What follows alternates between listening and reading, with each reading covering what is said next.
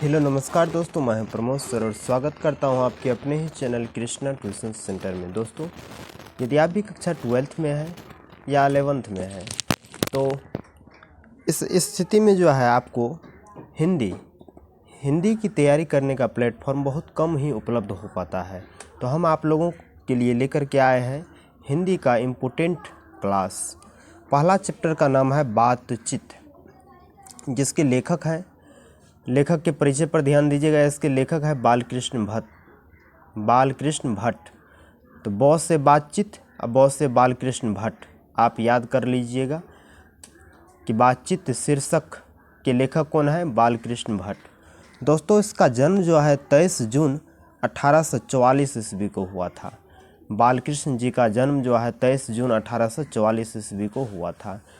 निधन की बात करें तो 20 जुलाई 1914 ईस्वी को इसका निर्धन हुआ था बालकृष्ण भट्ट का। निवास इलाहाबाद उत्तर प्रदेश में इसका घर है। माता पिता, तो माता का नाम है पार्वती देवी, जो सुसंस्कृत महिला थी और पिता का नाम है बेनी प्रसाद भट्ट। ये पेशा से एक व्यापारी थे, एक व्यापारी थे। इसके पिताजी का नाम अक्सर पूछ देता है कि बालकृष्ण भट्ट के पिता का नाम क्या था, तो बेनी प्रसाद भट्ट याद रखिएगा।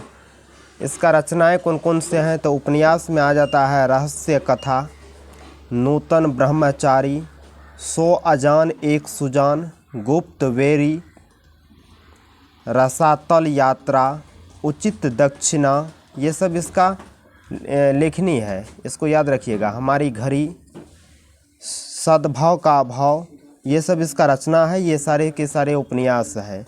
नाटक में क्या क्या आते हैं? पद्मावती इसका नाटक है, भिक्षार्जुन्य, वेणी सहाय, शिशुपाल वध, नल दंपति या दमयंती स्वयंवर, शिक्षादान, चंद्रसेन। ये सारे के सारे इसका जो है नाटक वाले बुक है। सीता वनवास, पतित पंचम, मेघनाथ वध, कट्टर सोम की एक नकल, बृहनला, इंग्लैंडेश्वरी और भारत जननी, भारतवर्ष और कली, दो दूरदेशी, एक रोगी और एक वैद्य, रेल का विकेट खेल, बाल विवाह आदि। ये सब इसका जो है लेखनी है, याद रखिएगा। प्रहसन, जैसा काम वैसा परिणाम, नई रोशनी का विष, आचार विडंबन आदि। निबंध, लगभग 1000 निबंध, जिसमें 100 से ऊपर बहुत महत्वपूर्ण है। यानी ये 1000 से ऊपर जो है निबंध लिखे, जिसमें 100 से अधिक निबंध जो है इसका फेमस हो गया। भट्ट, निबंध माला नाम से 2 खंडों में एक संग्रह प्रकाशित है। बालकृष्ण भट्ट आधुनिक काल के भारतेंदु युग के प्रमुख साहित्यकार में से एक हैं। वे तेजस्वी लेखक के द्वारा साहित्य सेवा करते रहने वाले समर्पित साहित्यकार थे। इसके बारे में छोटा सा डिटेल समझ गए, यही है बालकृष्ण भट्ट जी। चलिए इसका सारांश को समझते हैं। सारांश पूछ देता है, सारांश कह देता है लिखने के लिए। सारांश में क्या कुछ है इसको समझिए। बातचीत शीर्षक निबंध आधुनिक काल के प्रसिद्ध निबंधकार बालकृष्ण भट्ट द्वारा लिखा गया है, जिसमें वाक शक्ति को लेखक ने ईश्वर का वरदान बताया है। यानी वाक शक्ति को लेखक ने ईश्वर का वरदान बताया गया है। बालकृष्ण जी कहते हैं कि वाक शक्ति अगर मनुष्य में न होती तो न जाने इस गूंगी सृष्टि का क्या हाल होता। लेखक बालकृष्ण जी का कहना है कि यदि मनुष्य में वाक शक्ति न होती तो न जाने इस गूंगी संसार का, इस गूंगी जीवन का क्या हाल होता। आप भी सोच करके देख लीजिए, आपके क्या, यदि पूरे सृष्टि में किसी भी व्यक्ति के पास आवाज़ें नहीं होता तो फिर ऐसे सृष्टि का क्या हाल होता। लोग अपने मन के बातों को कैसे दूसरे के सामने प्रकट कर पाते, कैसे कह पाते, यही चीज़ है।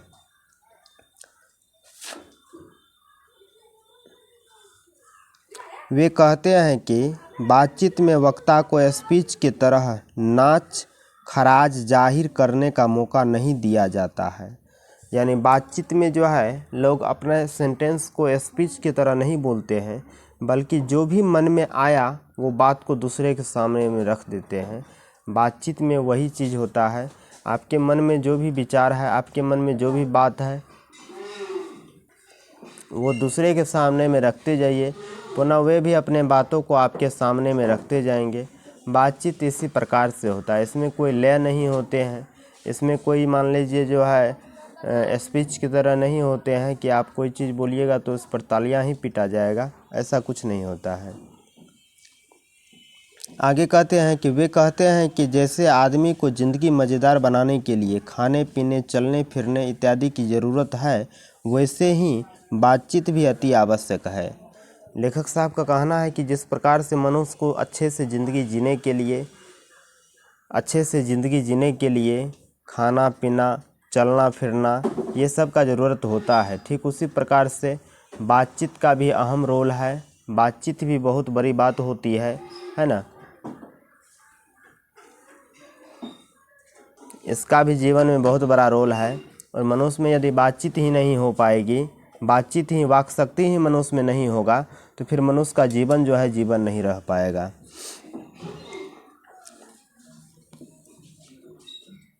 इससे चित्त हल्का और स्वच्छ हो जाता है। यानी बातचीत से मन, चित्त मतलब मन हल्का और स्वच्छ साफ हो जाते हैं, और मवाद जो हृदय में जमा रहता है वह भाव बनकर उड़ जाते हैं।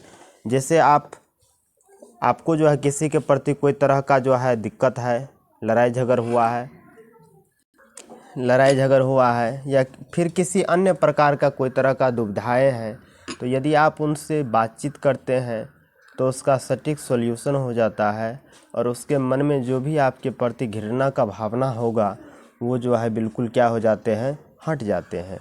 यानी उसके हृदय में बैठा हुआ धुआं या कहिए मवाद, वो भाप बन कर के फिर उड़ जाते हैं। ठीक है, आगे कहता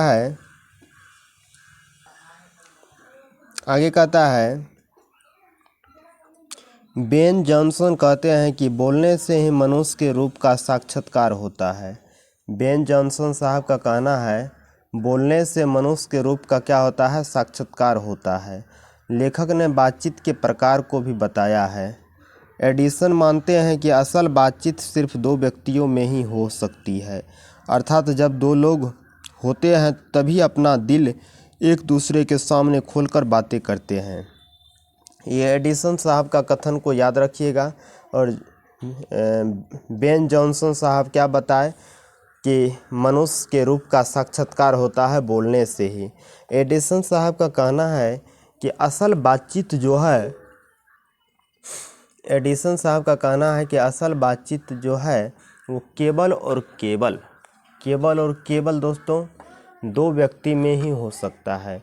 जब 2 से 3 व्यक्ति होते हैं और वहाँ बातचीत छिड़े जाते हैं तो बहुत सारे कंटेंट को, बहुत सारे बातों को अपने आप छुपा लिया जाता है कि कहीं ये व्यक्ति किसी के सामने कह न दे। बुझ गए? तो 2 व्यक्ति के बीच में जो बातचीत होती है वो खुल्लम खुल्ला बातचीत होती है, दिल खोल करके बातचीत होती है। आप समझ रहे होंगे। हाँ, लेखक के अनुसार तीन लोगों के बीच की बातचीत केवल फॉर्मेलिटी होती है। लेखक कहते हैं कि यूरोप के लोगों में बातचीत का हुनर है। लेखक साहब का कहना है कि यूरोप के लोगों में बातचीत का हुनर है, जिसे आर्ट ऑफ कन्वर्सेशन कहते हैं। इनके प्रसंग को सुन के कान को अत्यंत सुख मिलता है। इसे सौहृदय गोष्ठी भी कहते हैं। अंततः बालकृष्ण भट्ट कहते हैं कि हमें अपने अंदर ऐसी शक्ति पैदा करनी चाहिए जिससे हम अपने आप बातचीत कर ले, और बातचीत का यही उत्तम तरीका है। यानी लेखक साहब का कहना है कि जो व्यक्ति अपने मन से बात कर ले, अपने आप से बात कर ले, बातचीत का ये सबसे उत्तम और सबसे बढ़िया तरीका है। बात बुझ गए। तो यही कुछ इनका सारांश था। अब चलिए इसका ऑब्जेक्टिव क्वेश्चन आ गया है, ऑब्जेक्टिव क्वेश्चन को समझते हैं। पहला क्वेश्चन दिया है बच्चों कि बातचीत शीर्षक निबंध के अनुसार जो कुछ मवाद या धुआं जमा रहता है वह भाप बनकर निकल पड़ता है। कैसे? कैसे? ऑप्शन में दिया है बहस करने से, तो बहस करने से ये तो नहीं होगा। फिर दिया है झगड़ा करने से, ये भी गलत है। बातचीत के जरिए या हंसने से, तो सही आंसर होगा बातचीत के जरिए। तो किसी के भी मन में कोई तरह का मवाद जमा हुआ हो या धुआं जमा हुआ हो, हाँ, किसी के प्रति कोई घृणा का भावना हो, यदि उससे बातचीत किया जाए तो मामला सलट सकता है। तो सही आंसर इसका क्या होगा? बातचीत करने से। दूसरा क्वेश्चन है, जैसा काम वैसा परिणाम किस लेखक द्वारा रचित प्रहसन है? रामधारी सिंह दिनकर, बालकृष्ण भट्ट, जयप्रकाश नारायण मोहन, राकेश। जैसा काम वैसा परिणाम, दोस्तों अभी तुरंत हम बताए थे प्रहसन में कि ये बालकृष्ण भट्ट का है, तो इसका सही आंसर हो जाएगा ऑप्शन का सी, बालकृष्ण भट्ट। क्वेश्चन नंबर 3 में दिया है बालकृष्ण भट्ट के पिता का नाम क्या था? ऑप्शन में दिया है देनी प्रसाद भट्ट, बेनी प्रसाद भट्ट, टेनी प्रसाद भट्ट, सोनी प्रसाद भट्ट। इसका सही आंसर होगा बेनी प्रसाद भट्ट। बालकृष्ण भट्ट के पिता का नाम क्या था? बेनी प्रसाद भट्ट। क्वेश्चन नंबर 4 में दिया है कि दमयंती स्वयंवर किस लेखक की रचना है? चंद्रधर शर्मा गुलेरी का, या मलयज का, या बालकृष्ण भट्ट का, या भगत सिंह का? सही आंसर होगा बालकृष्ण भट्ट का। दमयंती स्वयंवर ये जो है बालकृष्ण भट्ट का ये रचना है। अगला क्वेश्चन है बालकृष्ण भट्ट की रचना बातचीत क्या है? एकांकीय है क्या, यात्रा स्मरण है, कहानी है, या ललित निबंध है? तो दोस्तों बालकृष्ण भट्ट जो है ये ललित निबंध है। समझ गए? क्वेश्चन नंबर 6 में समझिए, बालकृष्ण भट्ट किस युग के निबंधकार थे? ऑप्शन में दिया है प्रसाद युग के, भारतेंदु युग के, द्विवेदी युग के, स्वातंत्र्योत्तर युग के। तो बालकृष्ण भट्ट जो है दोस्तों भारतेंदु युग के। जो क्वेश्चन नंबर 7 को देखिए, बालकृष्ण भट्ट का जन्म हुआ था, कब हुआ था? 23 जून 1884 को, या 23 जून 1844 को, या 20 जुलाई 1902 को, या 18 दिसंबर 1834 को? तो दोस्तों बालकृष्ण भट्ट का जन्म हुआ था 23 जून 1844 को, ध्यान में रखिएगा। अगला है सहयोगिता स्वयंवर रचना किसका रचना है? बालकृष्ण भट्ट, श्रीनिवास दास की। तो यही आंसर हो जाएगा बालकृष्ण भट्ट, याद रखिएगा। क्वेश्चन नंबर 9 में दिया है कि कौन सी रचना बालकृष्ण भट्ट की है? रेल का विकट खेल। रेल का विकट खेल यही है इसका सही आंसर होगा। क्वेश्चन नंबर 10 में दिया है बालकृष्ण भट्ट ने कौन सा मासिक पत्र निकाला था? हिंदी प्रदीप। सही आंसर होगा हिंदी प्रदीप। क्वेश्चन नंबर 11 में दिया है रॉबिन्सन क्रूसो ने 16 वर्ष के उपरांत किसके मुख से एक बात सुनी थी? ये होगा फ्राइडे के।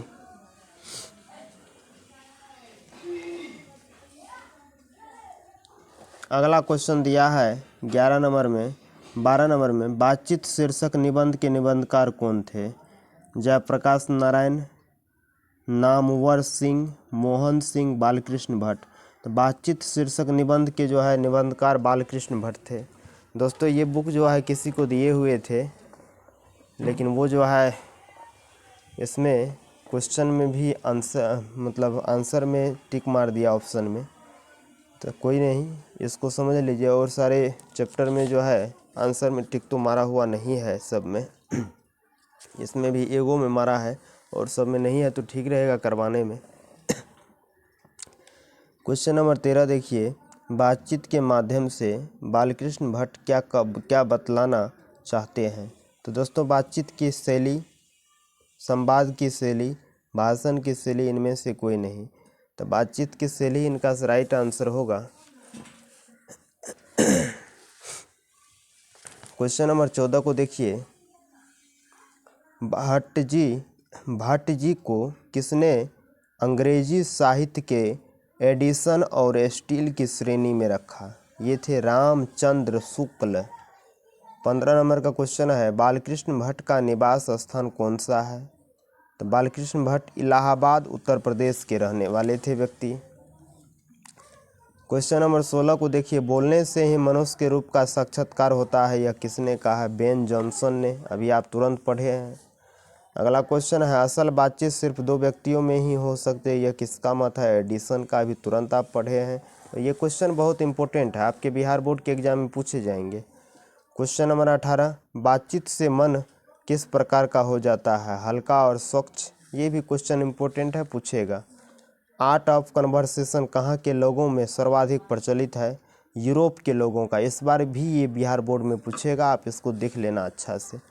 अगला क्वेश्चन है, बालकृष्ण किस प्रकार के रचनाकार हैं? आधुनिक काल के। तो दोस्तों, इस वीडियो में हम लोग बातचीत का जो है लेखक का थोड़ा परिचय पढ़े, शीर्षक का परिचय पढ़े कि क्या कुछ इसमें दिया हुआ है, इसका सारांश पढ़े, और 23 यानी 20 जो है सुपर इम्पोर्टेंट जो है ऑब्जेक्टिव को कंप्लीट किए। अगला वीडियो में मात्र ये 2 पार्ट में रहेगा।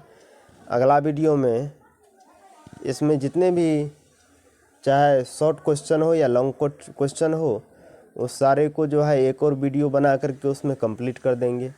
यदि आप चैनल पर नए हैं तो चैनल को सब्सक्राइब कर लीजिएगा और अन्य दोस्तों के साथ में इसको शेयर कर दीजिएगा। धन्यवाद वीडियो को अंतिम तक देखने के लिए।